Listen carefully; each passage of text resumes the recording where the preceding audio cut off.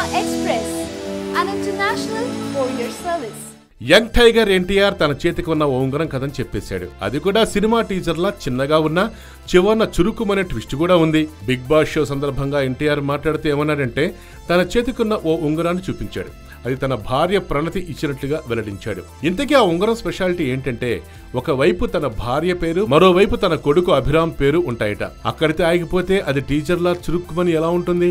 ఉంగరం ఇచ్చాక ఎన్టీఆర్ తన భార్యని అడిగట, మరి నా పేరు లేదేంటి అని. అందుకు ఎన్టీఆర్ భార్య ఇచ్చిన సమాధానమే టీజర్ చివర్న చురుక్కుమనే స్టైల్. ఇంతకీ ఆ సమాధానం ఏంటంటే రెండు పేర్ల మధ్య ఉన్న చిన్న వజ్రమే ఎన్టీఆర్ అట.